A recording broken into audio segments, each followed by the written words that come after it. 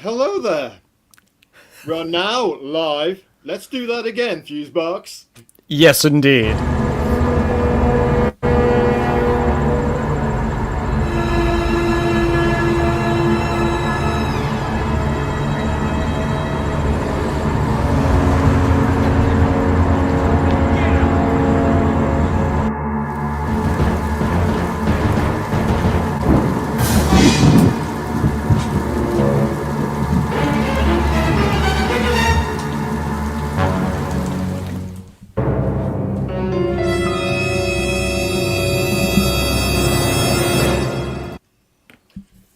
Well, seconds away, round two, as they say.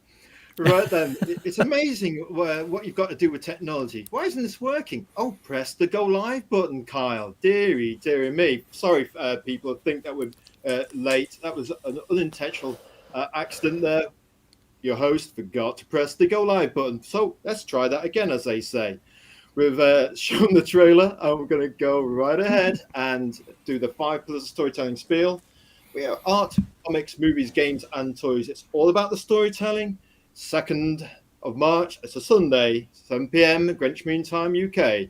And we're going to be talking about Outlaw Nights Indie Comic, and we're going to have the one and only fuseboxx. So it's Azrael chats to fuseboxx tonight. And the next thing we're going to do is the host introduction. So hello there. Welcome to the 5 Pillars of Storytelling live. It is now live. The who, what, and why, and how of indie comics. So welcome to the Storytelling Live, where we talk about art, comics, movies, games, and toys from the past, present, and future. And if you're from the future, remind the host Azrael to press the go live button so they can actually get streaming to our potential audience. I'm your host Azrael, who doesn't always know how to press buttons. It might be a guy thing, we don't know. And my secret identity is Carl Prometheus, storyteller, artist, and promoter of indie comics and creators and the indie comic community. Something we're trying to grow. The bigger the growth we have in the indie comics community, the more, let's call it, amping we can do, the more we can get the word out for comics like Outlaw Nights and shine a light and a lot of indie love on indie creators like fuseboxx. Our style is universal. We can be watched by creative families, creative adults, and creative younglings. So that way we're inclusive, and obviously more inclusive and universal on messages, the more people we can get into the indie comics community. The wider your audience, the more of that, what's that thing we need to kind of get by in life? Oh, the more money we can get coming in for our comic. So we like to listen, share, and that's just our motto for trying to be inclusive and actually share experiences from experts like fuseboxx. Our inspiring quote is, comics are an international language. They can cross boundaries and generations. Comics are a bridge between all cultures, said a very famous manga artist, legend, some say. And another quote from that legend, now we are living in the age of comics as air. Truer than ever with it being indie comics. Comics as air. Right then, we're going to do a guest introduction, fuseboxx. And we have a bit of prose. It's a bit brief because obviously we interviewed Brother Deal last night, and his main character is Murphy, a kind of werewolf. And obviously, maybe the Black Ops investigative team was sent out there, perhaps rubbed that werewolf up the wrong way. And funnily enough, Deal was cooking pizza later that evening.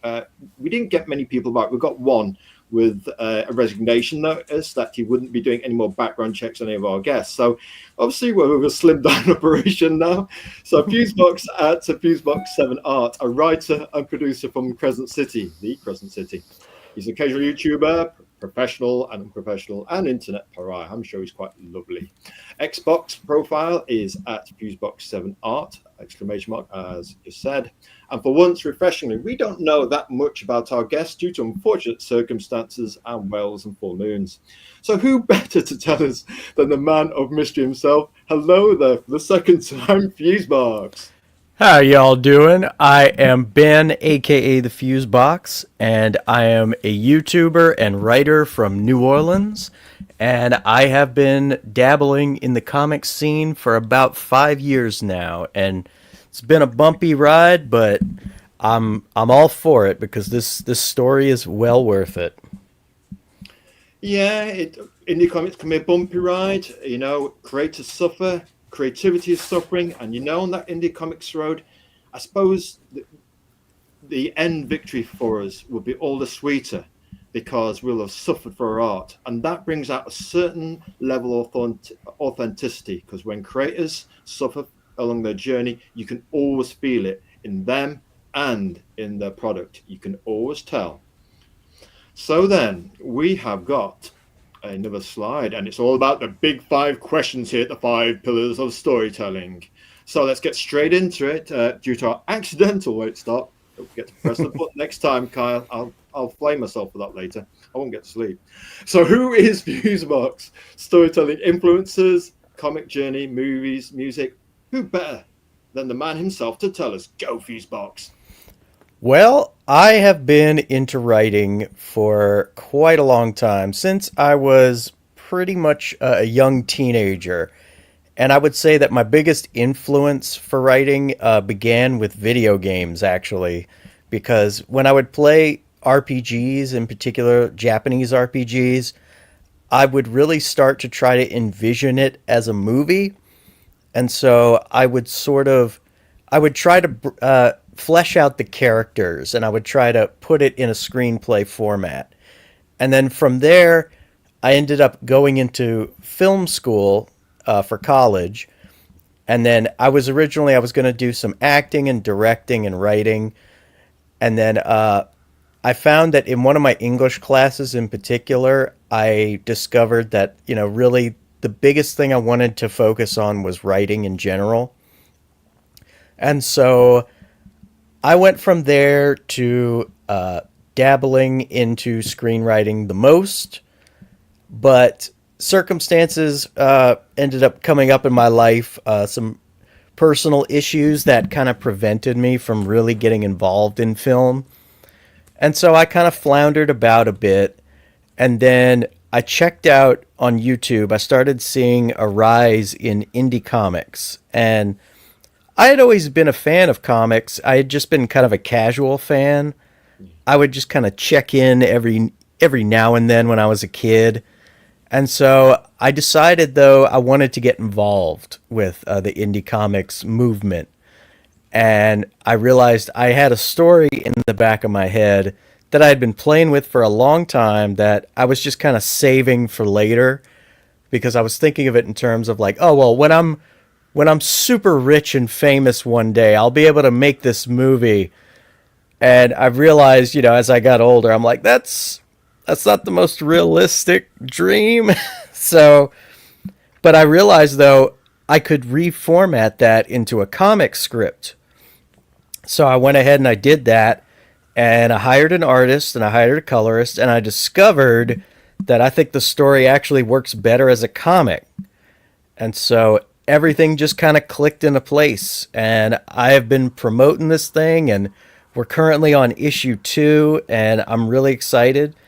And I think that this is going to be a great journey. Well, tell you what, we're tempted to agree with you because we've put together a reasonably extensive presentation to highlight some of that hot art and we say those very attractive covers, the vibrant colouring, and the lettering should not be underestimated either. We do pay attention to things like lettering. We've got some good letterers out there, and some have already appeared on this show. So yeah, your journey, it's interesting that you've gone from movies to actually a medium with a low gate of production where you've got just you and your audience. With this kind of technology, you can reach your audience quite easily. You basically got a button, some social media, and the world called the internet. So basically, that's very empowering. It's just a matter of having a great product. When we think you've got a very solid looking product, well, we'll never look at that. We'll have a little look at that in the middle. But also, you've got this great big comic shop called the internet, and it's just a matter of getting the word out, so to speak. So we've heard a little bit about who is fuseboxx. How about we go to the next one? What does he create? Let's have some elevator pitch, convention table pitch. So let's hear it, fuseboxx. Well, the Outlaw Knights saga takes place in the 31st century. Humanity has begun colonizing into outer space, and history is very much repeating itself because the nations of Earth are all competing over territory and resources. It's a hectic time period. Right around the time our story starts, we're about 10 years in the wake of the end of World War III. So tensions are still pretty high. America no longer exists. And there has been a boom in piracy in particular. Crime is at an all time high, and there's never been a better time to be a criminal. But it is also.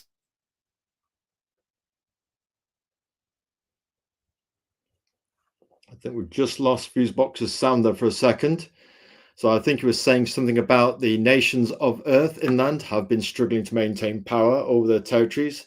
This has given birth to a new and grand golden age of piracy. The further into space, the outlands one goes, the more chaos reigns. Yes, looks like fuseboxx's Mick was feeling the heat of that sci-fi narrative. It must be. Hey, it must be a great product if it's that hot. Hello there, Bianca. I'll tell you what, I know you're shy, Bianca, but we're going to have to get you on this show one day. You can have to show your face. We can have you in fuseboxx mode where you just have your profile picture and it does that vibrating thing. Look, there's fuseboxx, Bianca. He's come back to see us. Fuseboxx, we're just saying hello to Bianca Yamakoshi, and she is a Dark Blade creator. And you should check out her work. We feature her, in the Indie Comics promo we run on Sunday, Wednesday, and Friday. She's one of the contributors to that occasionally, as your good self in the past. And tell you what, while we've got Bianca up there, we're going to put Crenshaw up there as well. We didn't give him the hello treatment, so I'm going to put hello to Bianca and a smiley face, and put good to see you supporting the show. And I'll tell you what, she's got the Dark Blade ink, she's got bold blacks, and her colouring is kind of pulp warmth. They've got a very unusual style, and the way she does her sketch is very interesting. You should check out the way she does her drawing. It's like in warm reds and blues, that blue line stuff. Oh yeah. And it seems to separate the elements so she can ink clearly. I think it might be a unique method, the way that she works. So you never know. I know she's shy, but we might be able to get her on the show one day. So anyway, let's get back to fuseboxx. And yes, hello, Crenshaw. It's good to see him back. He's a great indie comic reviewer. I tell you what, you could do far worse than tap him up, fuseboxx, to do a review of your indie comic, because he's got the most velvety voice and he's absolutely on point. There's no unnecessary fat on his reviews. It's to the point, and he does a nice kind of camera overview as he flicks through the pages. He's absolutely got it nailed. We're going to do indie comic reviews real soon. We're just adding those to the live show. We're just trying to load balance our free time, but I'll tell you what, we'll have it all on to get ours to the same standards as Crenshaw's. He's the man when it comes to reviews. So could you just, fuseboxx, just to tie in a bit of continuity there as we lost you, just read that last paragraph again? We did our best, but it's better. It comes back. We can't say it as good as you. It's best if it comes from the author himself. As such, the nations of Earth. Yes, the nations of Earth, the inland, have been struggling to maintain power over their territories. This has given birth to a new and grander golden age of piracy. And the farther out into space, the outlands, ones goes, the more chaos reigns. And in the midst of this, we have our hero Cyrus Lawson, who has settled on a small, insignificant, out-of-the-way colony called Therese. And he's got a heroic spirit about him. He's joined the colony guard there, but he's really not expecting a lot of trouble. But right from the get-go of issue 1, that little fantasy of his gets ripped right from under him. I see. That's interesting. I'll tell you what, I just noticed something when I was putting the presentation together.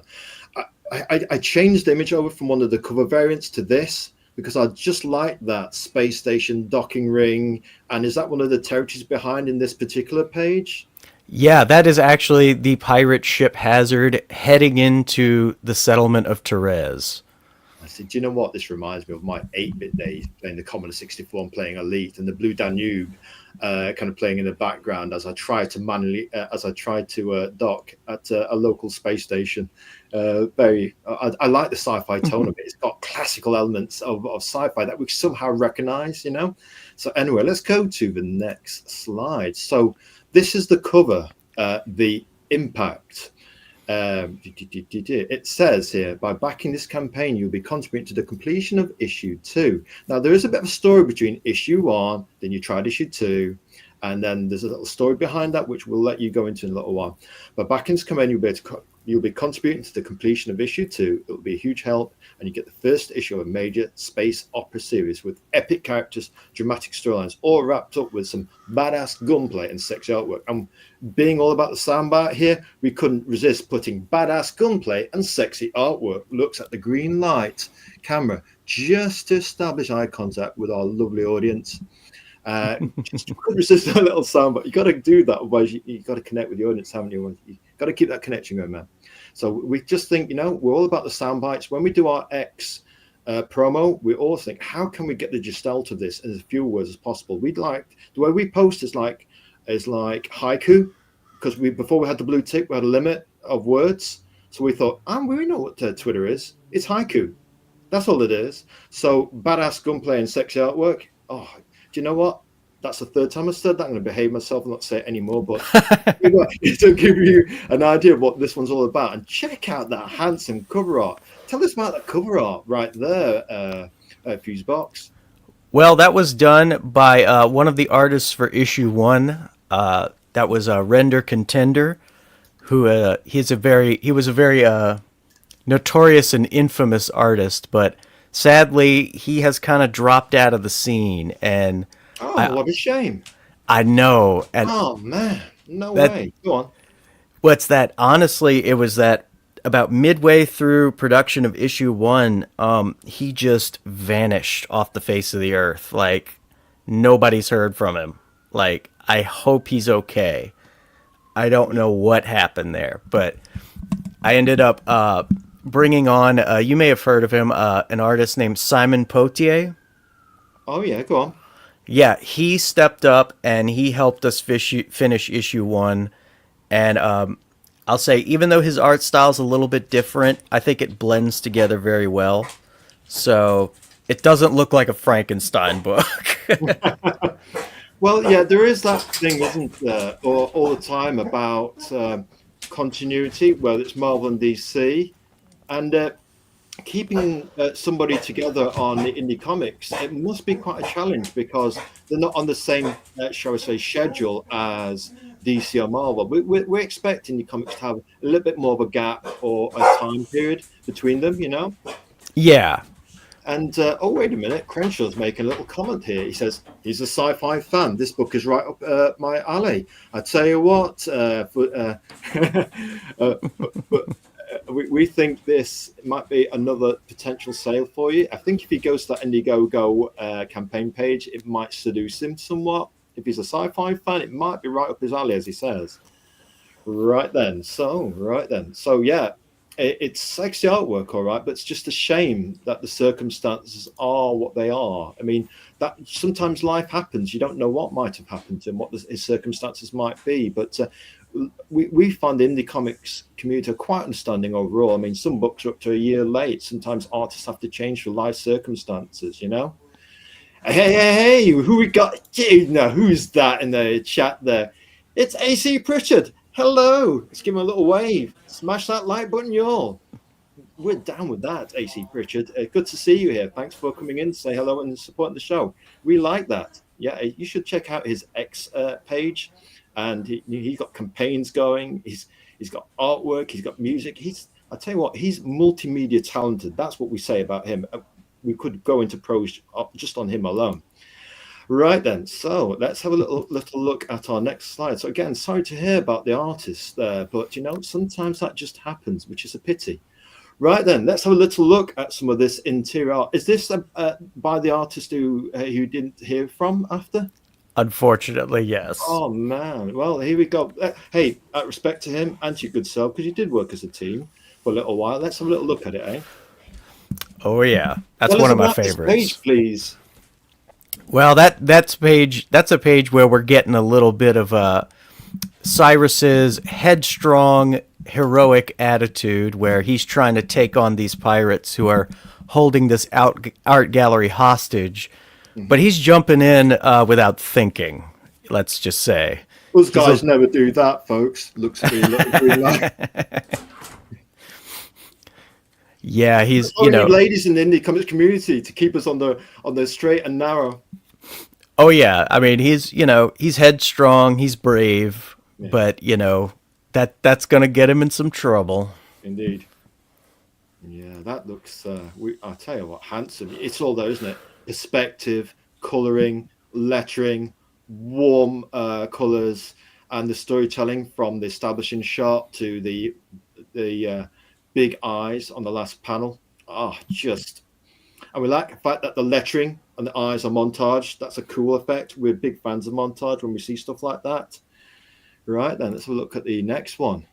Tell us a little bit about this, please. This is when the security forces are first responding to the pirates, and the pirates are hacking into the computer system in the building where the art gallery is, because there's a special hidden piece of data in there, and that data is very important because it's what's going to kickstart this multi-issue saga. Multi-issue saga. Do you know what? They always keep saying do almost like do one and done and just focus it as a self-contained story. But we're suckers for creators with a vision, especially indie creators. We don't mind that magnum opus, dreaming big stuff. We're all about that. We look.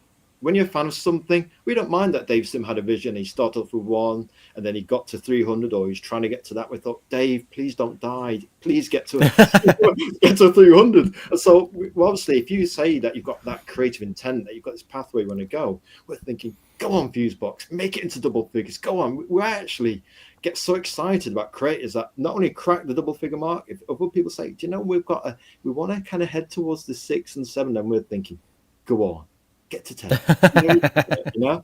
So when you first contributed this to the 5 pillars of the storytelling indie comic promo a while back, we looked at several things that caught our eye. Fuseboxx, the spaceship hovering up, it could be like the Baxter building from the Fantastic Four, and look at that draftsmanship to get to the ship, and then you've got the control room, you've got all these figures. I mean, this is some artist. There's draftsmanship here. And another thing that obviously stand out as sci-fi sexy, come on, Crenshaw, you're going to appreciate this, is all that hologram stuff. Very, very clever coloring. Who's your colorist again? The colorist for issue 1 was a guy who went by the moniker Press Color, but he has gone on to actually work for the big 2. So unfortunately, he doesn't want to work with us anymore at the moment. Well, it is what it is, isn't it? You know what I mean? He gets a big fat contract. We wish people well as they move forwards, and he's on his journey. But I tell you what, he's left you a gift there, hasn't he? With that coloring. Most definitely. It helps give you that push and that momentum. The first issue. There's some really talented guys and gals out there in indie comic space who would color your comic to a high standard. And you know what? It's obviously want to keep things as consistent as possible. But Joe and certain folks in the road for your indie comic, we wonder if a different change of creative pace with an artist or coloring might freshen up the series or give you a new take that might lead to a better pathway of success. And it's almost like Queen. They went through 6 bassists before they found John Deacon, who did obviously the song "And One Bites the Dust." And if they hadn't done, they wouldn't have had the best-selling single of all time. It just goes to show you. So Queen wore out 6 bassists, and then John Deacon, the quiet man of Queen.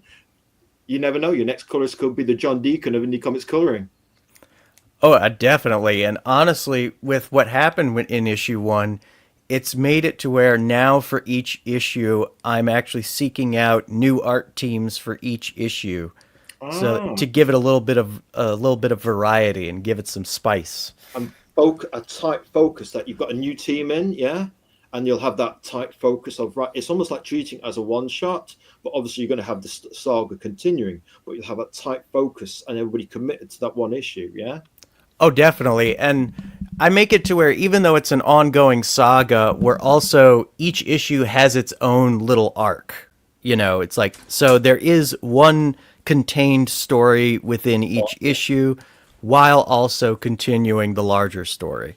So it's a jigsaw piece in and unto itself, but it's also part of a larger puzzle. We think that's a great approach to take. And also, as you have different teams focused on each issue, they become almost a creative repository that can help you in case somebody gets ill, or you want a slightly different tone, or maybe you want to meet a deadline and you maybe need a couple of pages filled in to meet that deadline. There could be all sorts of reasons why actually doing this might actually be an ace in the pack of indie comics creators and the indie comic. That's a very interesting sort of approach to take, we think. Next one, we've got this. Looks like it's going down with some with some what we could call this, a bit the old GBH, as we say here in the UK. Grievous bodily harm, in case anybody stateside doesn't know what that means. I don't, but So I'm tell me what's going on stateside. in this one then. Looks like somebody's about to hit the mat and then does hit the mat. Oh yeah, well this is kind of the point in issue 1 where we start to see that this crew of pirates, they kind of have their own code of ethics, I guess, where one of them was kind of flying off the handle, and Kodiak, who is the away team leader, is putting him in his place. Let's see. It's interesting, actually. One of the things we did for this, we looked on your stream. Obviously, we don't have a little nosy at people's ex profiles before we do a background check on them. We don't do stuff like that. But we discreetly looked and we thought, oh, look at this. He's got actually pictures and profiles of all his characters. So we've put them later on in the presentation we did for you as well. Dossier.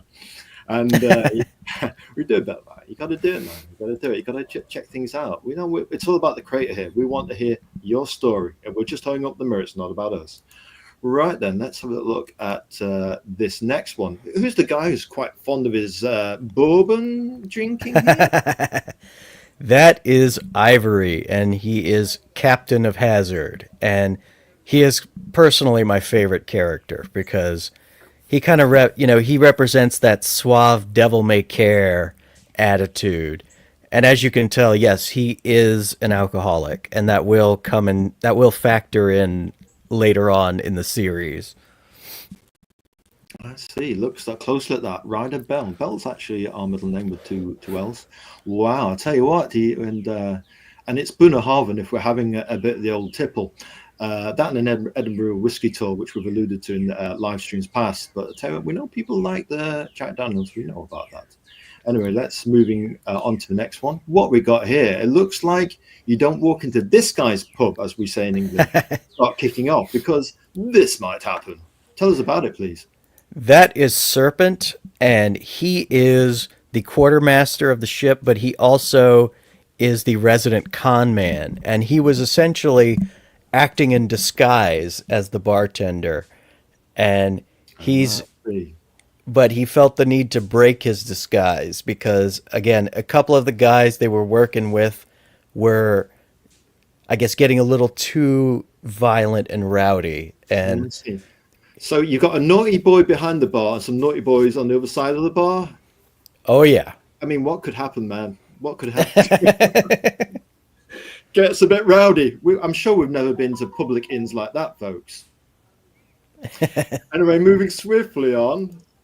The characters. Funnily enough, you were just giving us some juicy tidbits about the characters. Tell us about the characters then. We've got Bit here. Yeah, we've got the text there for you, and any extra bits of color you can add, fuseboxx, will be mighty fine by us. Well, the best thing I can tell you about Bit is that he is the newest member of the crew, and I can tell you that Ivory doesn't really trust him yet. And, he seems... Are you saying that guys can't be trusted? Well, especially in the world of pirates, I mean... We're just teasing. Continue. Great.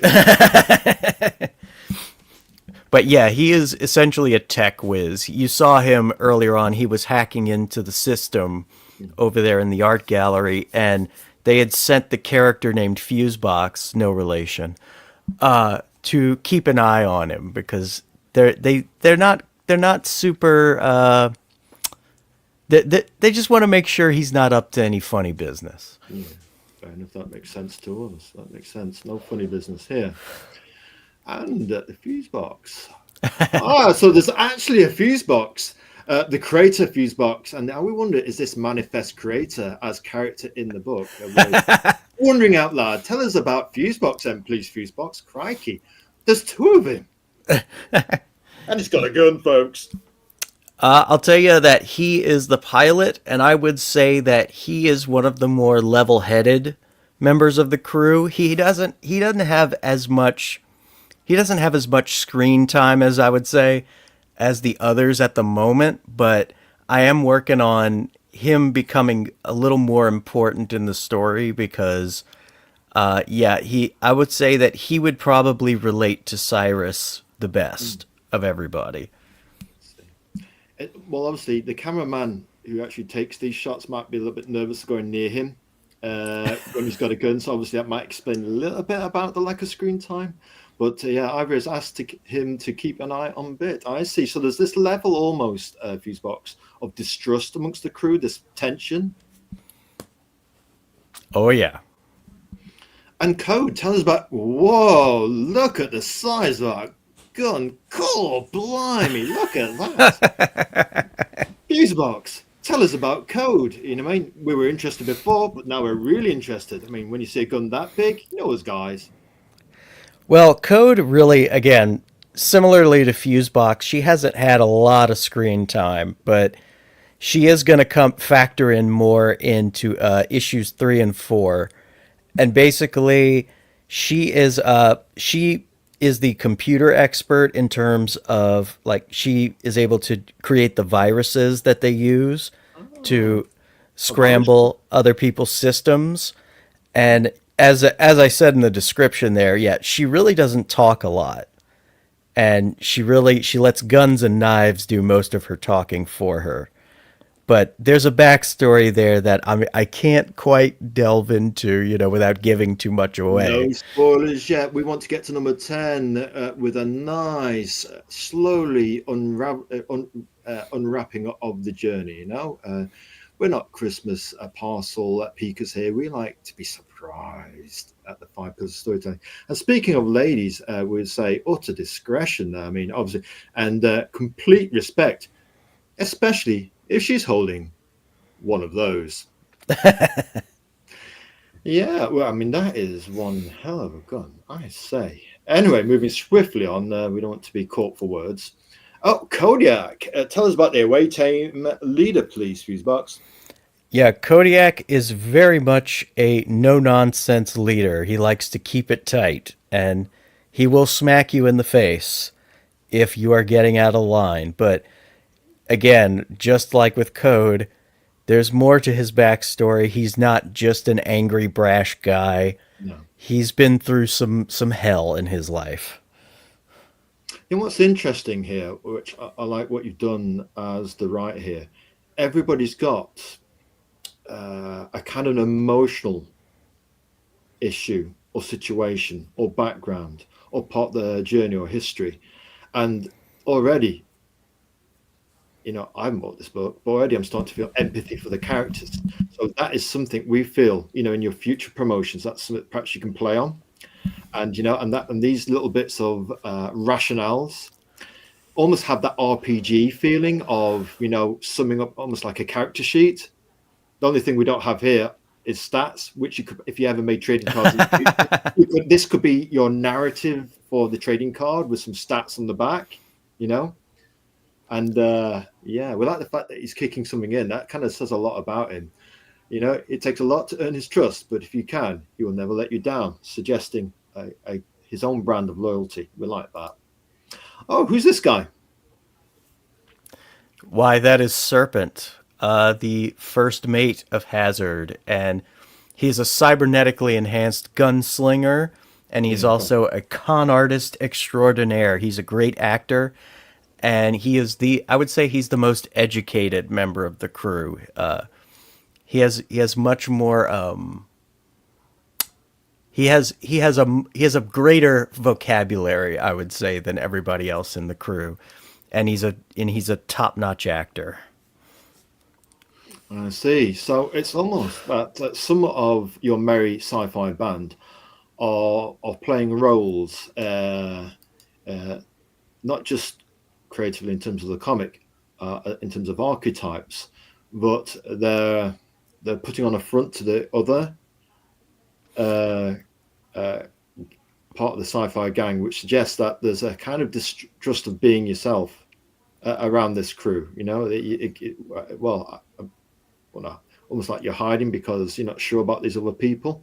That almost suggests that this is almost like the first outing of this merry band, and they're just trying to get to know one another, and that actually creates tension in the read as well, doesn't it? Because you're thinking, hang on a minute, if he doesn't trust his crew, why should I trust them? I'm the reader. I don't trust them. So it's almost like you have to build up trust like you do in real life, you know. So narratively, in the indie comics community, we have to build up trust by, we would say, by being graceful, gentle, and generous.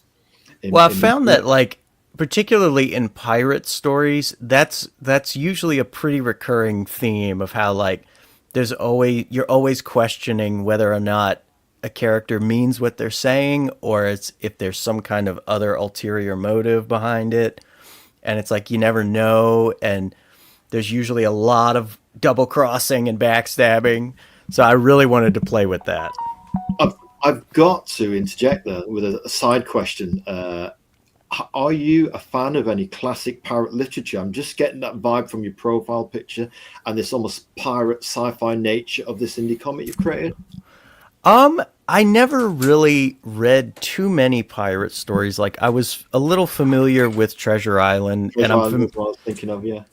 like I am kind of replicating that character dynamic, but not as much. I mostly read about real pirates. Like, I liked to read the real accounts because it's not as cut and dry as you see with, like, the movie tropes or with the book tropes.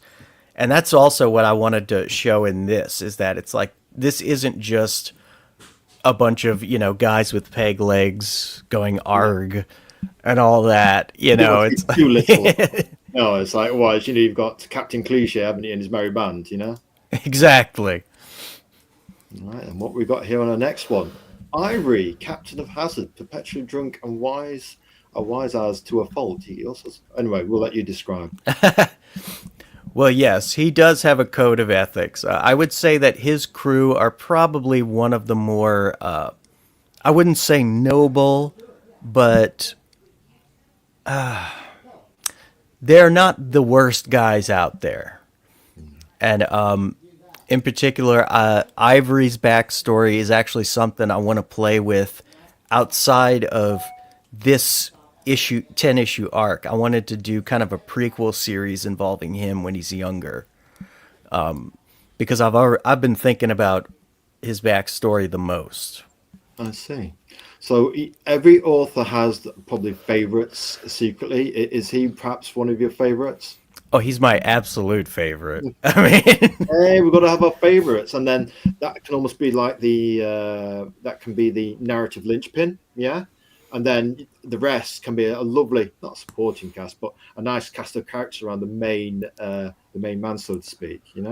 Oh, definitely. And I can tell you that this series as a whole, like, while we've got, multiple characters, the heart of the story is going to be about Cyrus and Ivory, because in many ways they are opposites, but they're also kind of similar.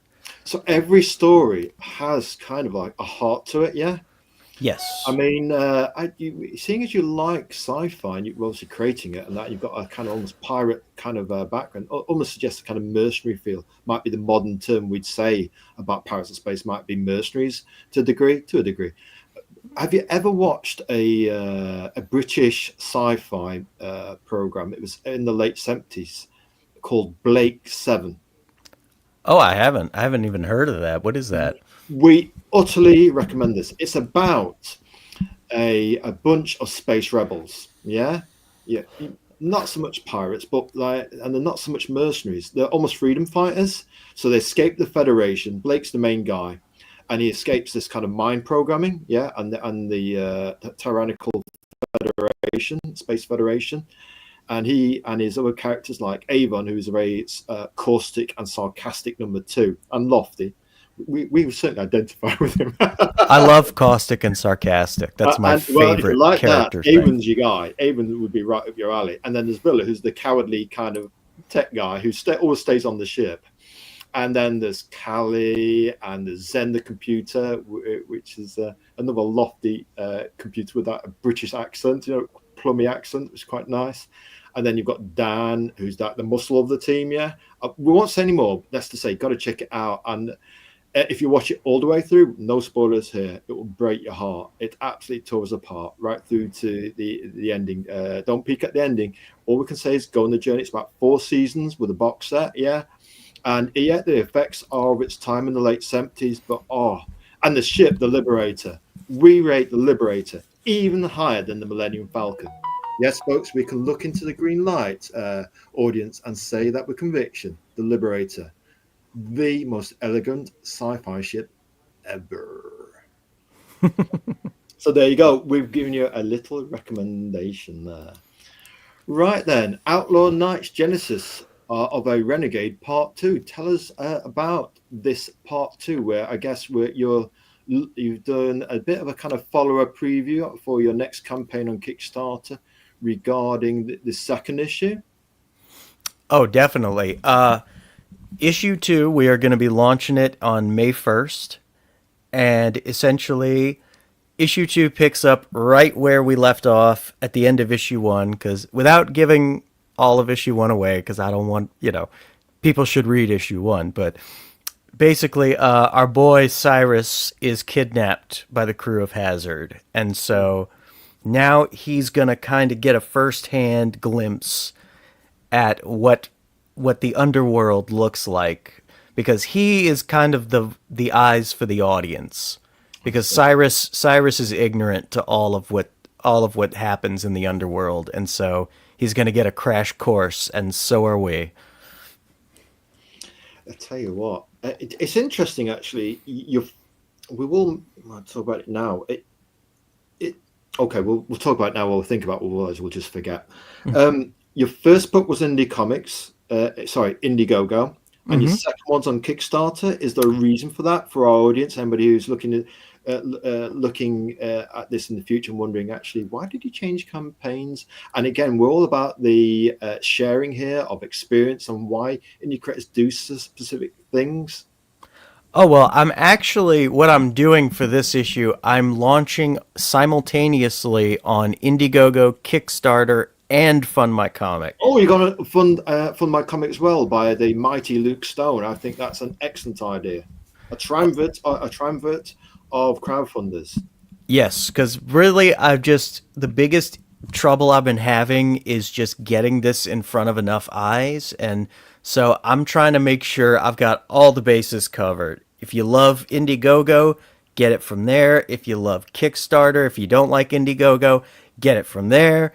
And if you love Fund My Comic and none of those, you get it from there. You can get it from all of them. If somebody likes to support just one platform, we call it going wide. So you've got a good product, but you're going wider to try and catch more people from different platforms or different tribes. If you like your indie, if you like Kickstarter, get it from there, as you say. Like Indiegogo, get it from there, or Fund My Comic, Luke Stone, the specialist crowdfunder of choice. Kyle, are you inferring or implying a bit of bias there? Oh no, not us. Not us. We wouldn't do that. And what we will say is fuseboxx has got great taste in crowdfunder platforms, and we've certainly proved our strategy to go wider. He's got the product, it's just getting eyeballs on it. And if you're into sci-fi, like Crenshaw is, we think you might just be into Outlaw Knights. Right then, what we got here for our next slide? Ooh, this one, looky. I think this is examples from issue 2. Oh no, that's issue 1. Well, that's from issue 1 as well. Beg your pardon. So, tell us about these 2 pages. And we've got a lady with a gun. Yep, that's Code. She's coming in to give the team an extraction. They just got done at the gala. They got everything they needed, although some of the crew members that they had brought on were temporary kind of mercenary hires, and they are not trustworthy, so they're basically getting screwed over right now. Thanks to Code and her gun. Indeed. We're getting this slight feeling of distrust and trust issues coming up with a reasonable amount of regularity. I mean, fuseboxx, maybe we need to put you on the couch and talk about your father. Anyway, moving swiftly on, we don't want to get into that. Hey, it's a Universal show. We don't want to get into that right now, the dark side. Right then, tell us about you know what? Sometimes on some campaigns we see fuseboxx when we looked at hundreds and thousands now of indie comic campaigns and indie creators and that. Sometimes we don't see any merch at all in a campaign, and then they say, "Oh, with all due respect," and they say things like, "We didn't make funding target." You cannily have here and prudently got posters and stuff like that. Tell us about these posters, please. Oh, well, yeah.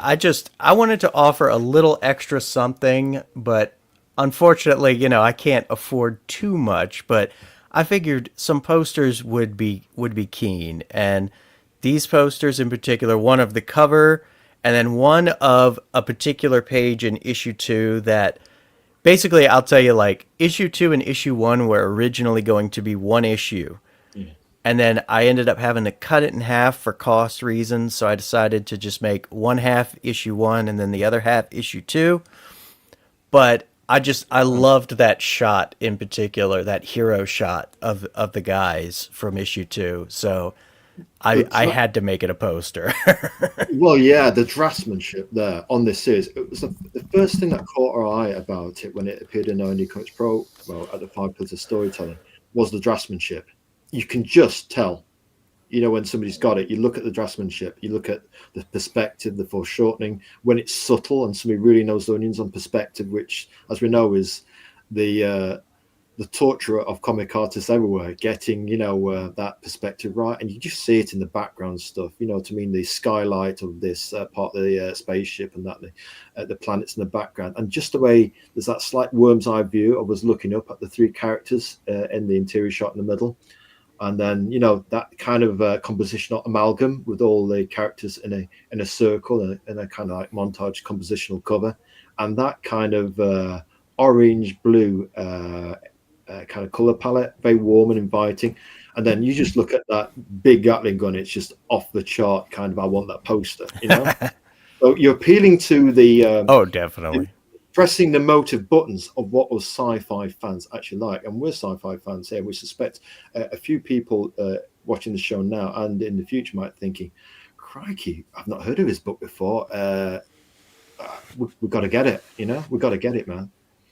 Right, then, here we go. Next one. Wait a minute. Speaking of merch, you've got stickers. Tell us about that and who's your source, man. And you've got a slightly different style for the stickers. Is that intentional? Yes. I decided to do this just for fun, basically, but we haven't really hit the target that I wanted to do them, but I am going to do them either... Like, I'm going to produce them either if we get more money on the Second Chance campaign or... for issue 2, either way. Yeah. I had you may have heard of him, 6 a.m. Comics, who does little chibi characters. I had him do the Outlaw Knights characters as little chibis because I thought it'd be funny. That's cool because you're actually tapping into another audience who are fan of chibis, yeah.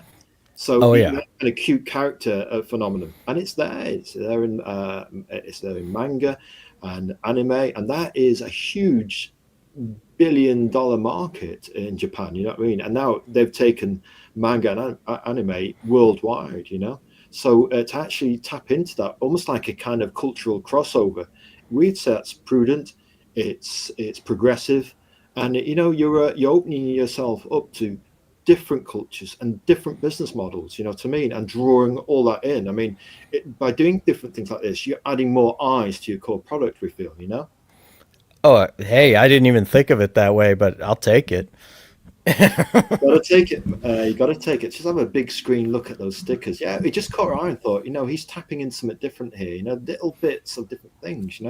And when you have different products, then you're going wider with your revenue streams. And it's difficult to begin with because obviously you're limiting funds for the core product, which is obviously the comic. But as somebody once said, actually, what's his name? Steve Conley was it Heroic Tales? I think that was Astounding Space Thrills was his product, we think. And what he said was the core product doesn't make much money, but it's the merch, which is the gravy. Oh. Interesting thought, no? We'll let you linger on that one. So anyway, hey, we just like to tease now and again little bits of things that we've come across in our time, but we kind of interject occasionally and ask questions, but we want it to be all about the experience our creators have. Of course, we're holding up a mirror to you guys. It's very important that we celebrate. Oh, what does it say here? Show Outlaw Nights trailer. Let's see if we can do this. We haven't got a stream deck yet, so we can't do the magic smooth. We're not completely smooth as butter yet, but we click on the tab here, and let's see if we can actually get the trailer going. Add it to the stage.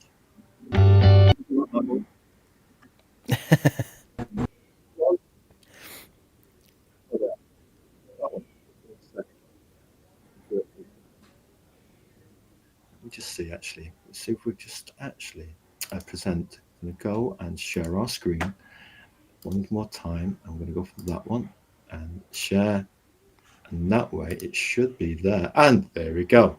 That seconds array, round 2. I tell you what, nobody will accuse us of being slick just yet, but hey, we want to show other people that it's all about being raw.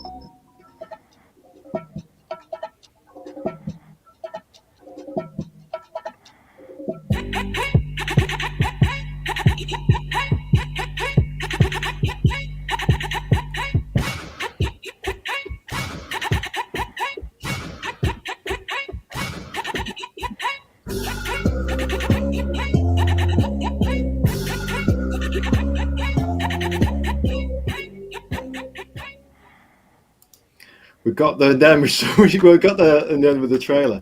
So then, that trailer certainly shows what you guys are all about, fuseboxx. Tell us about the trailer, please. Why did you make a trailer? I mean, it sounds obvious to me, but obviously we stopped counting at 29. We're not of the generation where using video technology is natural to us, And the age of Star Trek technology, Steve Jobs said, yeah, people will still read, but the language of youngsters, and he said this a few years back before unfortunately he passed away, was that this is the language of this generation, video. And you see it with TikTok and stuff like that. So why would you advise to create a trailer for indie creators and indie comics? Well, I mean, honestly, I've just been learning from other creators as I've been going along. A lot of people have been kindly offering advice, and the biggest thing I was hearing people say, like, you need to make a trailer, you need to make a trailer. And the first campaign I ever launched, which did not succeed, I didn't have a trailer. And so I decided, I'm like, okay, for the next launch, I'm going to take all the advice I was given. I'm going to do what I gotta. And I had actually been in contact with, I don't know if you've heard of them. There's a married couple. They do this book series called Skits. Not heard of that one, but please continue. Yeah, and so they are Karshia, the wife of the couple. She is involved in film as well, and she has her own production company. So I went ahead and I hired them to do a trailer for Outlaw Nights issue 1, and then they also did the trailer for issue 2. And I found that yeah, it really does help. Like it helps give people a sense of, I guess, the vibe of the story, Yeah. and it brings it. And because I mean, I obviously being from film, it's like this is a very visually oriented and a very movie oriented generation. So it's like kind of bridging the gap between the comic and what's on screen. They are cousins in a way, aren't they? I mean, obviously, somebody might say, if you read or understand comics, that a film is just a really slow comic with each frame in situ in the same space and time. Then it's just a really slow comic, and that and they're using this kind of visual language, aren't they, of establishing shots and medium shots, action shots, and intriguing close-ups and stuff like that. And you have to think about perspective and the emotive power of storytelling. How you flow throughout a comic, just as a director like Hitchcock would do for his black and white classic movies. So you've got a background in film. You've actually, through the indie comics community, managed to get in touch with other people who've got a filmic background, production company. So you've got a sense of indie comics don't have that corporate me kind of vibe. There's this sense of sharing that because if they help you become successful, a rising tide lifts all boats. No.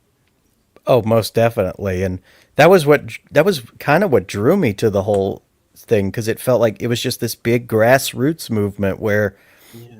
everybody's just willing to kind of lift each other up. And we don't fluff people in the show. If there's a compliment that comes into our head, we always try and keep it positive. We like the fact that you did this, and sometimes some people accuse us guys of not using these, but we like the fact that you listened to the advice. You had to go with yourself to begin with, and you thought, hang on, maybe those people actually had something, and then the advice was ringing from the universal chime bells. You're thinking, actually, maybe they had a point, and I'll perhaps try it with the trailer and see how it goes. And then obviously the first one's a success with a trailer. So obviously the language of video and actually creatively crossing over with other mediums can actually be, what do you call that term, cross pollination, to give things extra power and reach. Oh, definitely.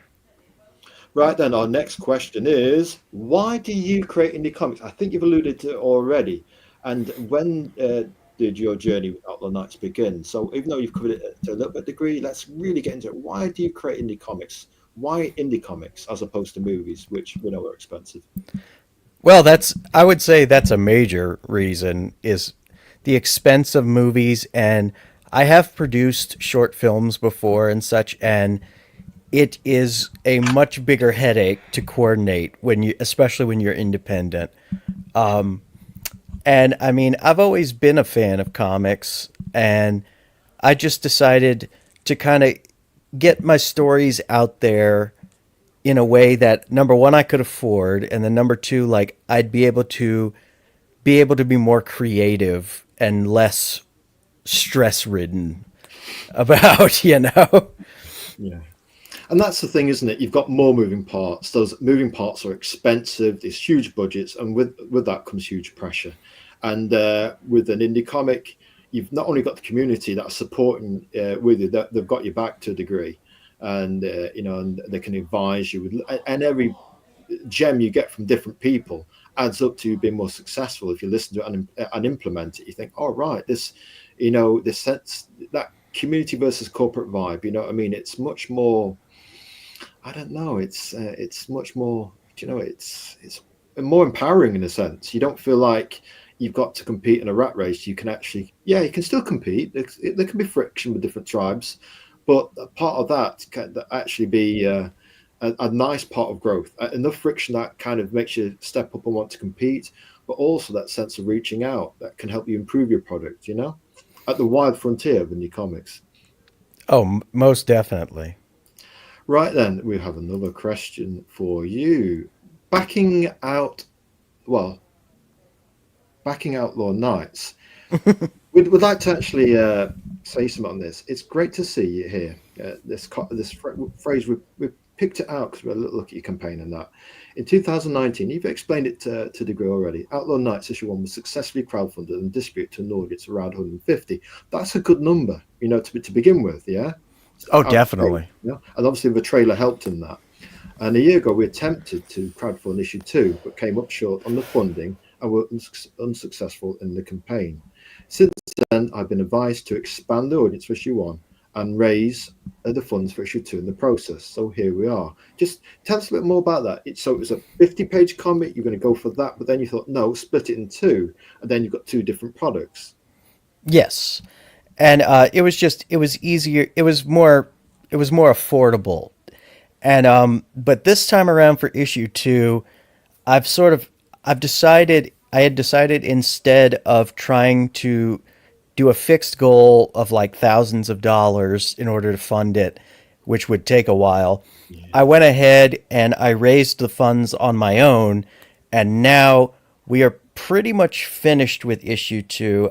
We've got two last pages that are getting colored right now, but it's pretty much done already. So, right when we launch this thing, we're going to be able to do a nice flexible goal of about like maybe $500 for shipping, so that I'll be able to get these puppies cranked out right off the bat.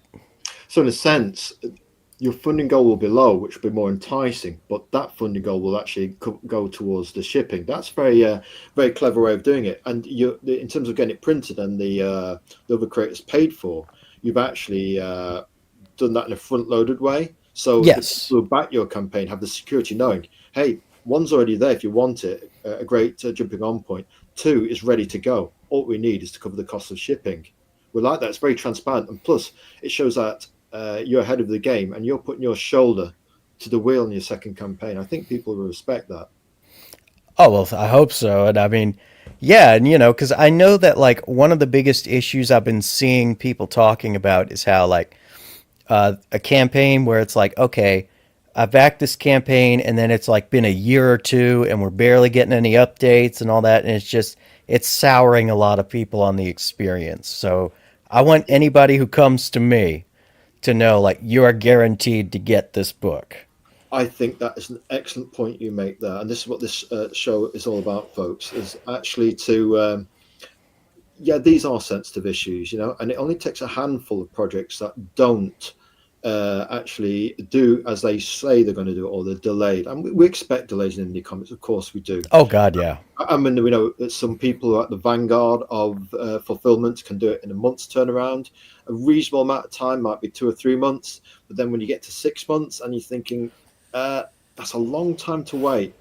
And just in terms of that creative tension, you're thinking, wow, I want it, but it's taking 6 months. And you've got to think, you know what human beings are like in this I want it all and I want it now kind of culture. 6 months is starting to get a little bit out there, and then you get a year and then you're thinking, is this going to happen or not? And we know real life happens, but obviously we know what the ideal is. I mean, if we want to ever challenge the big boys, the not so mainstream Marvel and DC types and corporate culture, we've got to kind of step up in terms of our commitment and our professionalism and our universal reach, and treat people and our customers in a certain level of respect, and demonstrate our commitment to the cause, suffer for our art.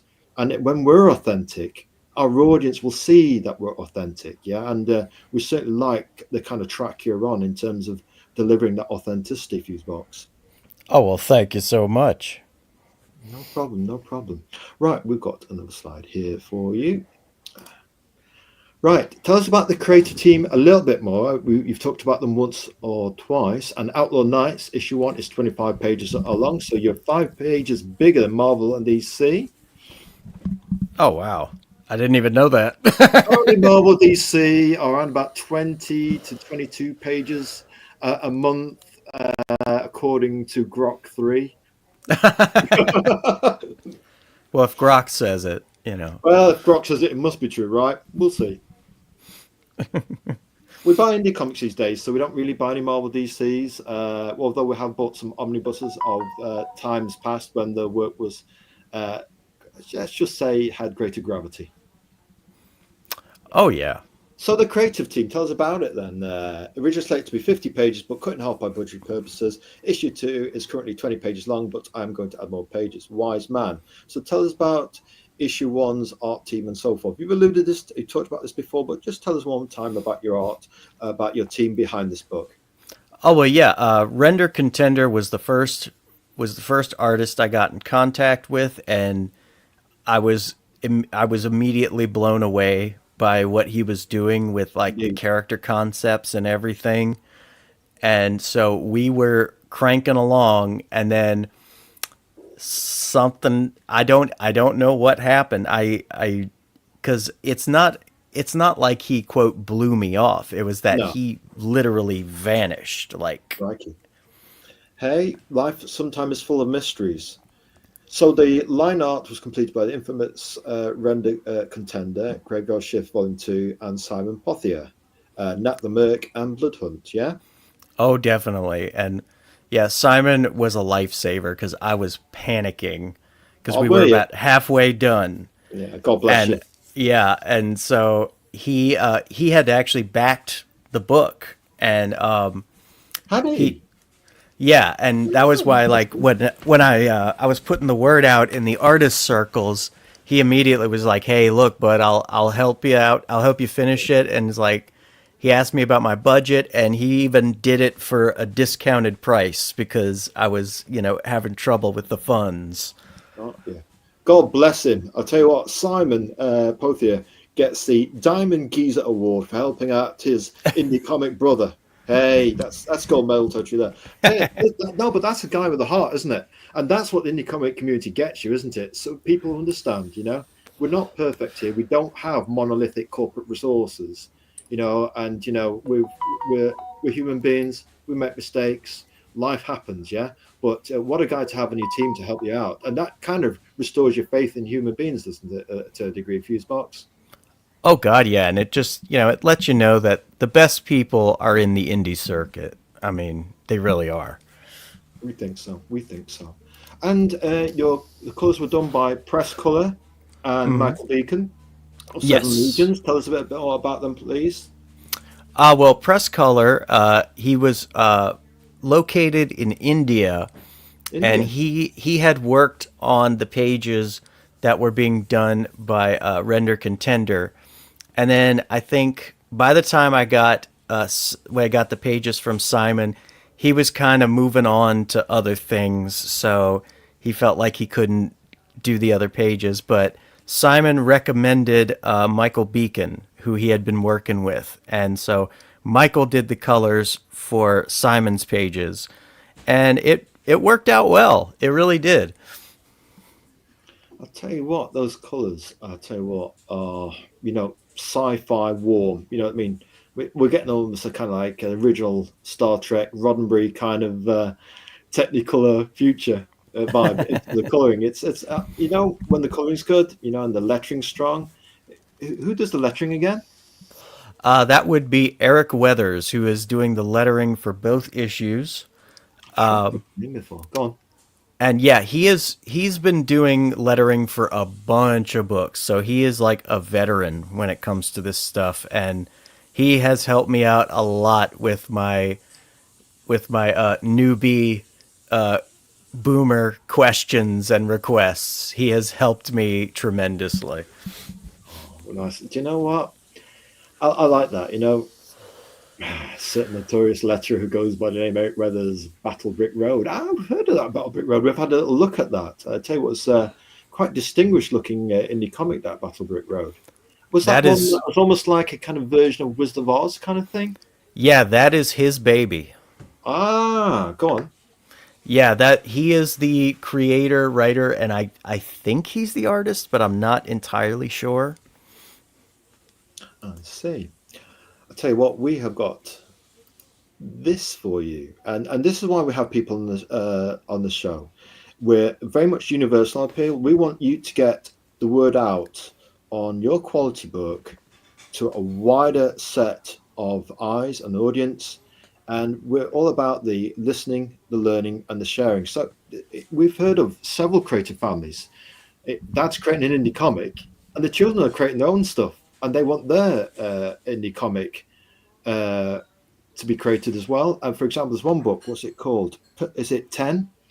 And he's got his own adult version of the book, but the latest campaign he's running is his concept reimagined by his 9-year-old child.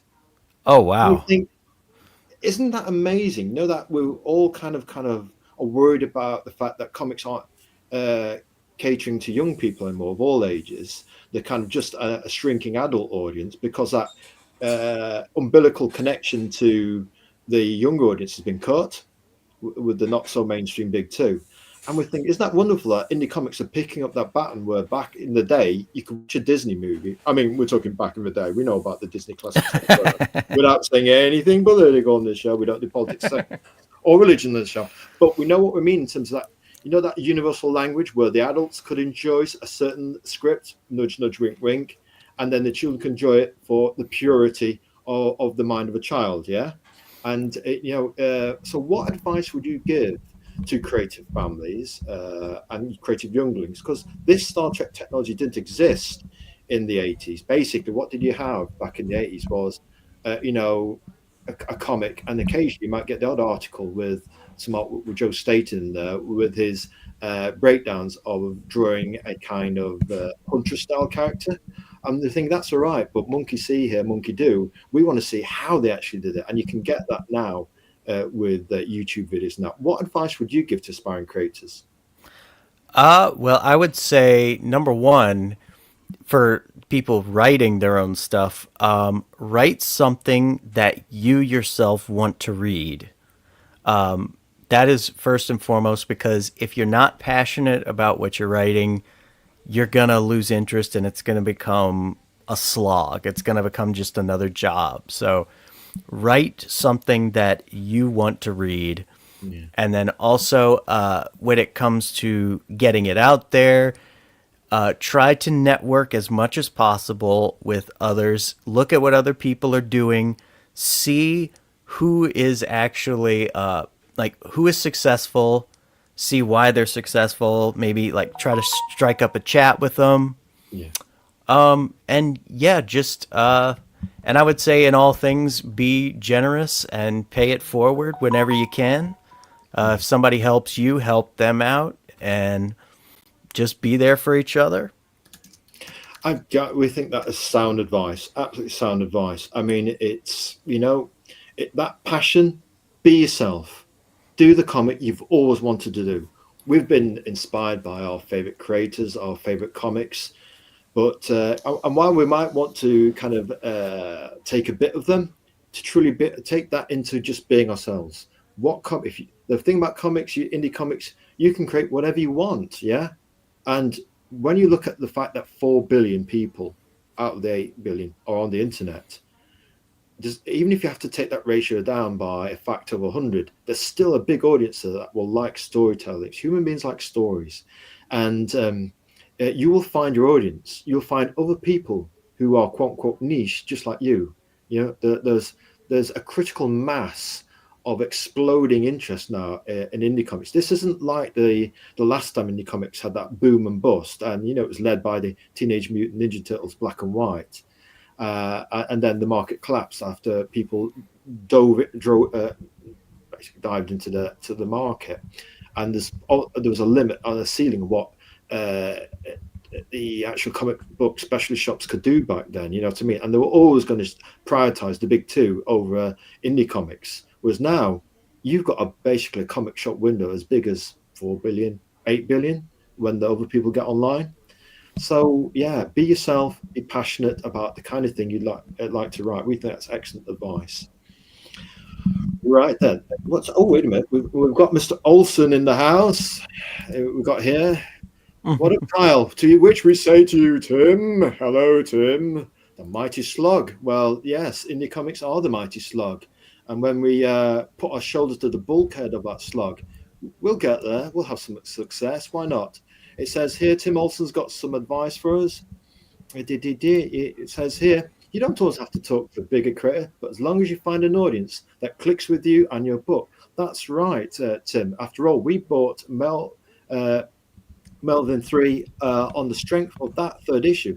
Indie comic creators are a discerning bunch, but we've all got different reasons for backing in indie comics. Indie comics, you get that individuality, and all those individual people have a different reason. We haven't got just a big two catering. We can go to somebody like Tim and say, yeah, we like that cover because it rocks, and we're going to buy that one. And if we read it and we like it, we might buy other such stuff from that creator. You know what I mean? And it's almost like we don't view it as a pull list of every month we're going to get this book. We view it as a gradual introduction, you know, mood music, you know, being wined and dined. And the creator, it's almost like get to know somebody over time, you know, they become part of your little friendship circle and community. And what's this other thing here that Tim is saying? It says, oh, here we go. So again, just like music, there are some there that are on the underground, like the Jam going underground, or the underdog type creators. Yeah, and from being under the underdog, you will find your audience, you know, whether it's fuseboxx or Tim. If you keep putting product out there and gradually expose your work and creativity to people, other people in this universe or the wild frontier of indie comics will begin to jive and resonate with you. That creates resonance. You will find your audience. I'm convinced about that. I'm just going to put here great advice, Tim. We like it. We like what you're saying there, Tim Olsen. Yes, of Melvin fame. Yeah, we're back number 3. There's a chance we might go back. We do things weirdly, fuseboxx. We'll buy number 3 or something, then we might go back. Yeah, we want number 1 or 2. Then we'll go, if he puts out number 4, we'll go, yeah, we've got 3, number 1. We'll then buy number 4. That's just the way we do it. But I'm sure other people are a little bit less crazy than us and go straight through the numbers 1, 2, 3, and 4. But we've always, sometimes we'll read comics and we'll start at near the back and then work backwards, and then we'll go anyway. Less about us. We move swiftly on there. People think we're nuts. So anyway, yeah, Kyle, get on with it. This is about fuseboxx, not me. What superhero would you like to be, fuseboxx? If you could be any superhero. Oh boy. It would be a toss up between Wolverine and Superman. Why those two? Those are the two that just appeal to me the most, I would say. I love Superman's ultimate attitude, how he embodies the ideals of the Western world. And you know, and I'll maybe a little Captain America in there too, but unfortunately Cap doesn't have as much power as Superman. But and I also love Wolverine just because I feel like he has the most interesting backstory of all of the X-Men. He was a man of mystery until they revealed his origin, wasn't he? He was always the man of mystery. Think, well, how's he got his clothes? How did he become this superhero with this kind of angry attitude?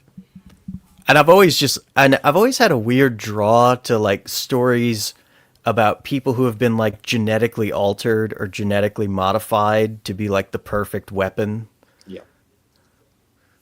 Yeah, it's an interesting contrast of two superheroes that you've got the fuseboxx. It's just you've got the nobility of Superman and his universal appeal, you know, to me, the alien orphan from another planet. And then you've got Wolverine, who's a man of mystery, but he's got a kind of rugged nobility. You know, he's not a bad guy. You know, to me, he could potentially be misinterpreted and that. And, you know, he won't use those claws in anger unless it's absolutely necessary. And, you know, when you look at him in the movies and in the comics, you see he's a rugged hero with a heart. Yes, most definitely. But I also love the fact that he goes animal, you know. There's a part of human duality and nature that sometimes you've had a bad day at work, the boss has been riding your case for about 12 months now, and sooner or later, everybody has that moment where they think, okay, Johnny, if that's the way you want it. How does it go in that Guns N' Roses song? It's just like preamble from the elderly lady. Well, you get what we got last week here. That was the way he wanted it. And then you hear that kind of click, click. That's the way he got it. So anyway, moving swiftly on to the bonus questions. And we have, as a bonus question, this. What got you into comics? Well, I mean, let's see. When I was a kid, I was drawn mostly to the art. I had a thing for like cool looking, like scrappy kid kind of characters, and then that gradually grew. I didn't get into like superhero comics until way later. I started. I think I mostly started being curious about them around the time that first Spider-Man movie came out with Tobey Maguire. I started reading up on Spider-Man as a character and all the villains he fought. And then in my early 20s, when I was working at a grocery store, I had a one of my coworkers was a huge comics guy, and he would ask me like, "Oh yeah, what do you think about these comics?" Whatever. I'm like, "Oh, I don't really get into them." And he's like, "What?" And then he started bringing them and making me read them, and I enjoyed them. So So you used to work in a grocery store. yeah, and I'm actually currently working at another one to while I'm looking for a new job. So That's fine, keeping things ticking over. Oh, hello, Tank Ferret. Ahoy, all you sagacious scallywags. Oh, a little parrot flag in there. Hello there, Tank. And what's that here we've got here? Tank is saying hello to Tim Olsen. Yes, salute. And what we got here? Oh, I think feeding along with the kind of Guns N' Roses analogy, Fuzzbox, we've got Tim Olsen says, I work at a grocery store as well. And I like this one. He says, the power of hungry, like a grocery store, ain't that fresh? I think we're doing a bit of Guns N' Roses here in the chat. And Tim Olsen says here, actually, go on then while we're doing cultural enlightenment.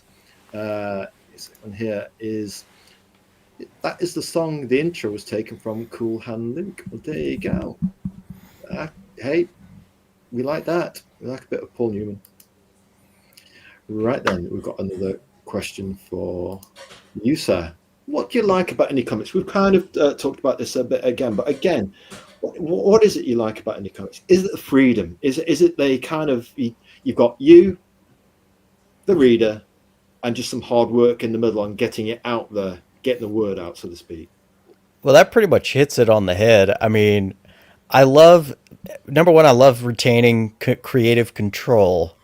Because that's my big thing. Is like when I have a story, it's like I want to make sure it goes the way I had envisioned it.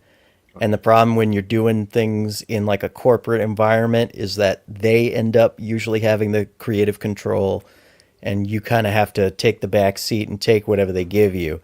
In this way, it's like I'm controlling the destiny of this series. Yes, and it's about who controls that destiny, isn't it? I mean, when you get a certain corporate culture and they do creation by committee, and then your creative vision gets corrupted, And to me, that's you kind of see that with Zack Snyder's Watchmen. He valiantly got so far, and then all the little things that we like Watchmen for aren't necessarily there. There's hints of it. But we almost feel it should have been a trilogy of movies rather than just 1 3 hour movie. Maybe it should have been a 9 hour movie, like Lord of the Rings. It's to me, The Watchmen's like Lord of the Rings, but for superheroes. But alas, here we've got a compliment. We do like a compliment for Fuseboxx. Apart from our good self, we've got some from the chat. Wow, the colours for Outlaw Nights cover has. I think you've got a wow there. Tim's quite happy with your Outlaw Nights cover. Well, yeah, it speaks for itself, doesn't it, Tim? It's quality stuff here. And Tim also says, brilliant concept, Watchmen. But yeah, if you take out the small details in any creative project, Tim, you're in danger of losing the heart of that vision, that product. And the one thing that we find with Fuseboxx, he's got a sense of vision. Is that what it's all about for you, Fuseboxx? The vision. Oh God, yeah. Like I know where this whole saga is going to end up. And really the trick for me is making sure that what happens in between is exciting. Well, in that case, as we're talking about the vision thing, what about this? What are your plans for Outlaw Nights going forwards? So I'm hoping this particular saga is going to last about 10, issues, maybe a little bit more. I'm not entirely certain just yet, but again, like I know how this whole thing is going to wrap up, and I've got the beginning laid out. So it's like now it's ramping it up, and we got to flesh out our characters a bit more, make them, show you little glimpses into who they are and their pasts. Because, like we were talking about earlier, it's like I don't like cookie cutter characters. I don't like characters that where it's like, okay, this is that guy. You know, he only represents one thing. It's like I want them to look more like real people. And without getting into the politics, sexual religion of the last few years, it's almost you look at the adverts and you look at the stuff they want. They talk about a word that we're not sure we like very much, diverse, because we say there are 8 billion unique people on this planet and everybody's different. And then you see the same old archetypes in every advert, in every Yes. movie, and you're thinking, well, that doesn't strike us as well. I'm going to use the D word. We're going to use the word unique, because you look at indie comic creators, they've all got their own idea of what a cast of characters is, what a vision is. Your vision is completely different to anybody else we've had on this show far, and we're glad of it. We didn't even know much about you, and it's been nice to have you talk about who you are and get the word out about you. That's the whole point of the show, to hold them and say, okay, fuseboxx, go, and it's nice that you've got that vision to take yourself into double figures. And even if you just stop on 10, you've got a tome, a volume, a mini opus that you can say to people, here's a complete story, 10 jigsaw pieces that make up the puzzle, that make up the picture. And then you'll have done it, and you've got a body of work as your indie comics portfolio. That will be your quote unquote feature film as comic out there to the audience. Yeah. Oh, definitely. And I think I also, after that this particular saga wraps up, I'd like to tell some other stories that take place in this universe. Particularly, and I think I mentioned one of them to you earlier about a prequel story about the Captain of Hazard, about him Oh, yeah. young when he was younger, because I've been really playing with that one. So almost like a creative miner, you're actually going to a rich seam of different areas of your creative coal mine, and thinking, right, how can we add extra color and richness to this cosmology? Yes, of Outlaw Nights. Yeah, Oh, definitely. yeah. You've got the main guy, and the main two characters, and they're like the heartbeat of the story. But we often think, to anybody who's a fan of Coronation Street in this in the UK, or any soap opera, and there's almost like you get a focus. It's if you have a focus on one or two characters, then they shuffle off stage. Then you see how, I don't know, Bertie's doing down the street, and the guy who takes away the bins, he's got his own story. He can be Eddie Yates, and he moves in as a lodger with Hilda and Stan, and you get that sense of characters shuffling on and off the stage, almost like a living, breathing universe, cosmology. Yeah. Definitely. Most definitely, because I've got some especially I've got some infamous villains lined up for this story, and I'm going to take a couple of twists. I'm not exactly certain where I'm going to place those. I know I'm speaking vaguely right now, but it's because I don't want to give anything away. But basically, I'm trying to decide if I want to incorporate that stuff into this saga, or if I want to wait and do that after this saga. Let's see. So, but it's nice that you've got those creative questions in the saga in your mind, and you're in charge of that. That's the beauty. You've got the reins of this. You can think, should I, shouldn't I? And those decisions you might make after maybe issue 4 or 5, and think, actually, no, I'm good. I think I could produce a little side project at this moment in time, or no, I'll wait until issue 10's out. Then that way, all men are just focused on getting this stuff done. Or you might think, right, I've done 2 trilogies here. I've done 1 to 3. I've done 6. I've done 4 to 6, and then you might decide you want to be like George Lucas and go off and do, I don't know, a side project before doing Jedi. It's different creators have got their own ideas on what's right for them at a given moment in time, and that's all part of the indie comics journey, isn't it? You get to decide that. Right then, we ask everybody. We got this idea from a football podcast, a Nottingham Forest football podcast called Forest Focus. Credit where it's due. And Matt, the host of that particular show, and Nottingham Forest is a football team. That's what we call football in our country, not soccer. In Nottingham, the world Robin Hood country, the world famous city ground. And he asked every guy, or used to, not so much these days, but he asked every guest what their favourite pizza is. So fuseboxx, question number 9 is, what is your favourite pizza? Pizza. I love pepperoni and sausage. That's Pepperoni and sausage. I know that sounds simple, but people putting too many veggies on these pizzas. You got to keep it simple. I'll tell you what, whether it's your pizza or it's your indie comic business plan, keep it simple, folks. We approve. And tell you what, that's making us feel hungry, actually. To eat, actually. No pizza in the house tonight, but we'll come up with something boring and healthy. But I think pizza's now on the horizon. You've planted the seed there, fuseboxx. You asked the question. Hey, I asked the question. Yeah, I walked into that. The door certainly slammed me in the face there. To me, I don't know, man. What am I doing? Right then, we have got this. Right. Where can our audience and people in the future who are going to look at it in their present, and that's the beauty of these live streams, they can be somebody else's present in the temporal nexus of time. Where can they find out more about you, where your campaigns are, and where your kind of social media main presence is? Oh, well, you can definitely find me on Twitter at fuseboxx7. You can also find me on Instagram at Outlaw Nights. And you can find me on Facebook under my real name, Ben Fuselier, Fuselier. Okay. And you can also find me here on YouTube, where my YouTube channel is called fuseboxx.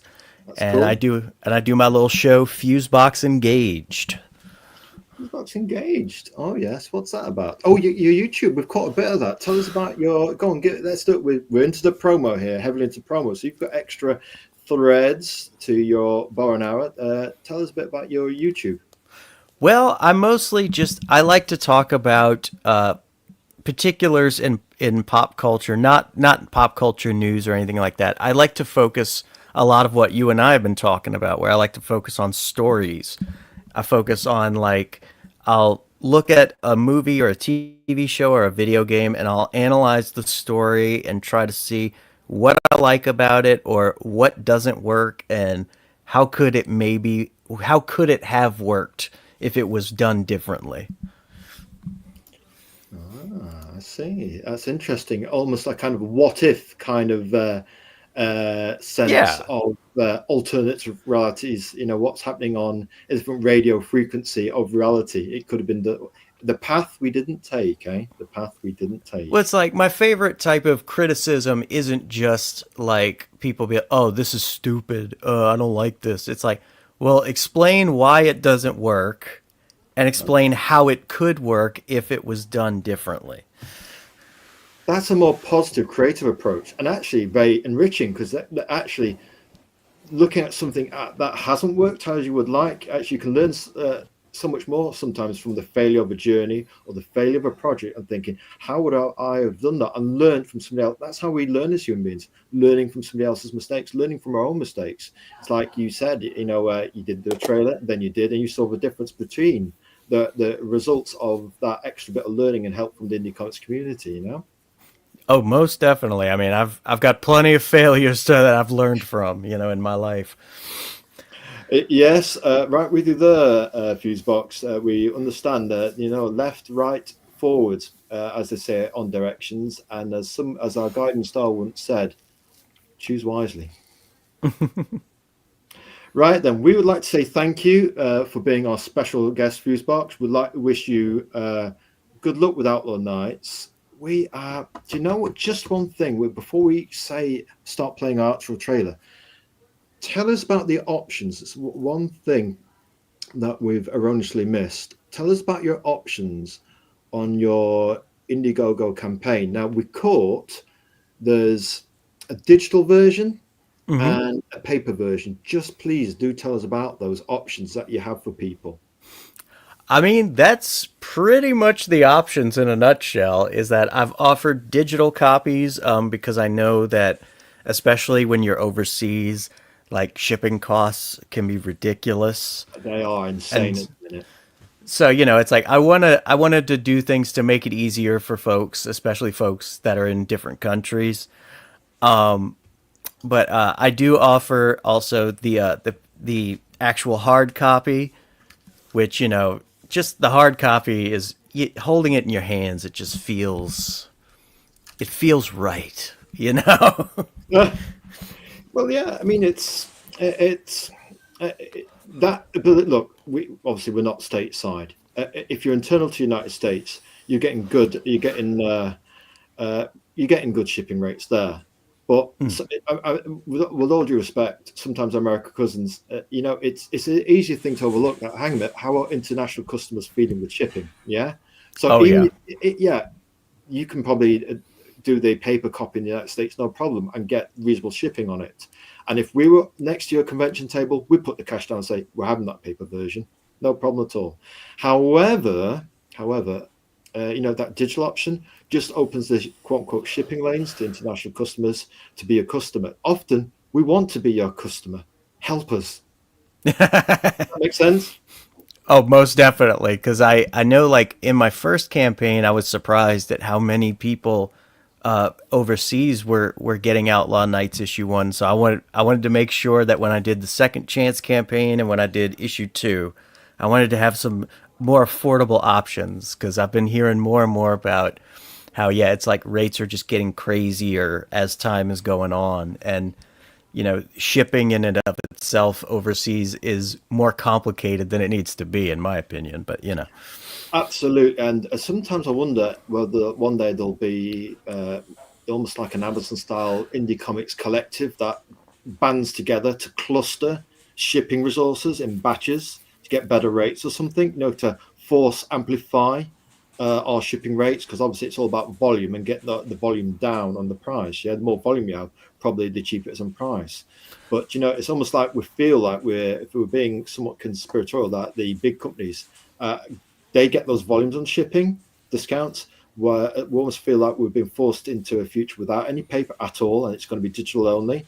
oh, And definitely. we're not going to the I don't know the twilight zone with that, but we actually having those options for international customers makes complete sense. And it's an extra revenue stream. If somebody can't afford the paper comic, at least you get a customer. And a PDF at £5 ish, and a paper comic at £10 ish. This is probably a sweet spot for the price, give or take £1 or $1 or so.